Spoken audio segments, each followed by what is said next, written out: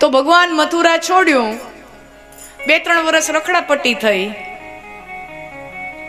એક જગ્યાએ ઊભા રહે અને પાછળ જરાસંધની ટીમ આવે, કાલયવનની ટીમ આવે. પછી તો કાલયવનનો મુચકુંદ રાજાનો બફર સ્ટોક તરીકે ઉપયોગ કરીને કાલયવનનો નિકાલ કર્યો. કથા આપ જાણો છો, ગુફાની અંદર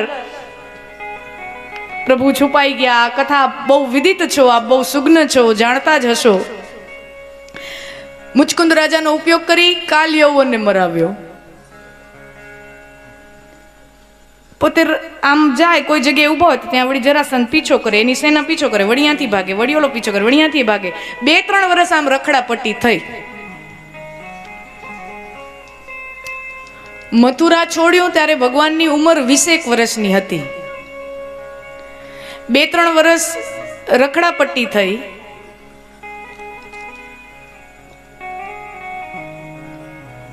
અને પછી ભગવાને નક્કી કર્યું કે હવે આપણે ક્યાંક ઠરીઠામ થવું જોઈએ, નહીતર આપણને દીકરી કોણ દે?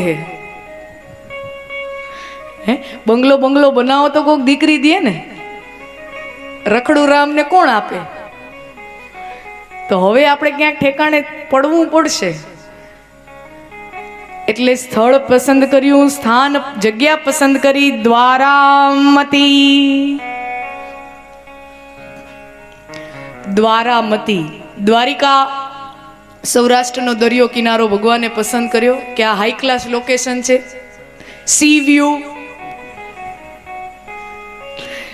વ્યૂ બંગલાનો ભાવ વધુ હોય. ગોવામાં જઈએ અથવા તો જ્યાં જ્યાં દરિયો હોય, મુંબઈમાં સી વ્યૂ હોય ને, લેક વ્યૂ હોય, સી વ્યૂ હોય, રિવર વ્યૂ હોય, તો એ બંગલાનો ભાવ વધુ હોય. પ્રોપર્ટી, રિયલ એસ્ટેટ ડબલ ભાવે વેચાય. જેમ તેમ થોડો કાળિયો ઠાકર સાક્ષાત વૈકુંઠમાંથી હેઠે જો આવતો હોય તો એને અહીંયા વૈકુંઠ ઊભું કરવું પડે ને. હે, વૈકુંઠ છોડીને જો આવતા હોય તો અહીંયા વૈકુંઠ જેવું તો એને જોઈએ. તો સી વ્યૂ ફેસનો બંગલો બનાવ્યો, હાઈ ક્લાસ. દ્વારામતી, દ્વારિકા ક્ષેત્ર પસંદ કર્યું.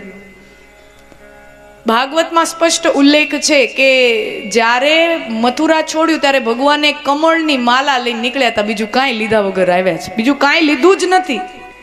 ખાલી ગળામાં એક કમળની માળા પહેરી છે, એના સિવાય ભગવાન પાસે બીજું કાંઈ નથી. પહેરેલ લુગડે ભગવાન ત્યાંથી નીકળ્યા છે. તો આપણને એમ થાય કે આ તો આવડી સોનાની દ્વારિકા.